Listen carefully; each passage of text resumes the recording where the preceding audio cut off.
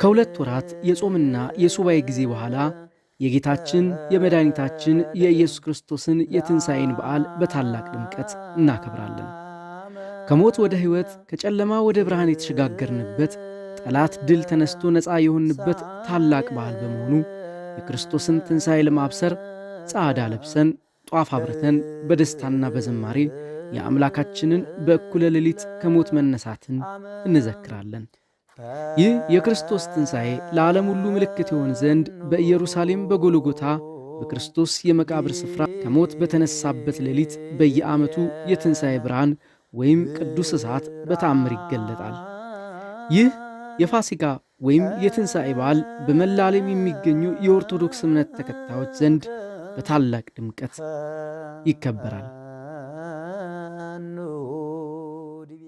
ትንሣኤ ማለት ተነሳ ከሚለው የግዕዝ ቃል የመጣ ነው። የኢየሱስ ክርስቶስን መነሳት ከሙታን ተለይቶ መነሳቱን የምናይበት ትርጉም ነው። የፋሲካ በዓል ማለት ፋሲካ ማለት ፓሳህ ማለፍ ማለት ነውና እስራኤላውያን በግብጽ ከነበሩበት መከራ በተአምራት ነፃ የወጡበት የፋሲካውን በግ አርደው ደሙን በበራቸው ላይ ቀብተው መልአከ ሞት ግብፃውያንን በኩራቸውን ሲቀስፍ እነሱን ያለፈበት፣ ስለዚህ ሞት እነሱን ያለፈበት ስለሆነ ፓሳ ማለፍ ወይም ፋሲካ ተብሏል። ከትንሣኤው ጋር የሚያያዝ እርሱ በመነሳቱ አብረው የተነሱ ለዘመናት በጨለማ ይኖሩ የነበሩ አዳምና የልጅ ልጆቹ ስለነበሩ ፋሲካ ብሂል ማዕዶት ብሂል ብሎ ቅዱስ ያሬድም ገልጾታል። ፋሲካ ማለት መሻገር ማለት ነው በማለት ግዕዙን በግዕዝ ተርጉሞልናል። ይሄ የግዕዝ ቃል ወደ አማርኛ ሲመጣ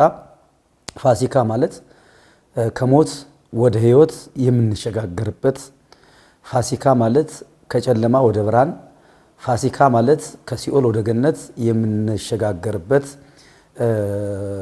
ትርጉም ያለው ኃይለ ቃል ነው ማለት ነው። አማናዊው የፋሲካ በግ ክርስቶስ ነው። ቅዱስ ጳውሎስ አንደኛ ቆሮንቶስ ምዕራፍ 5 ቁጥር 7 ላይ እንዳለው የፋሲካችን በግ ወይም ራሱ ፋሲካችን ክርስቶስ ታርደዋል ይላል።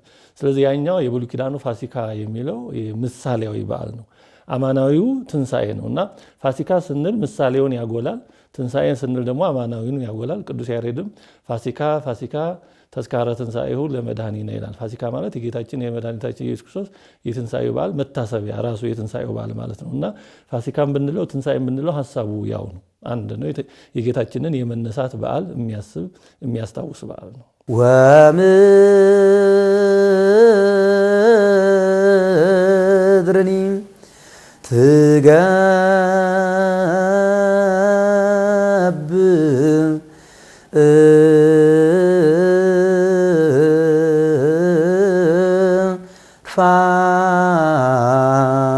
ፋሲካ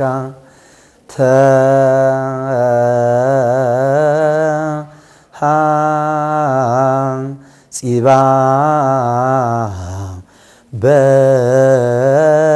በደመ ክርስቶስ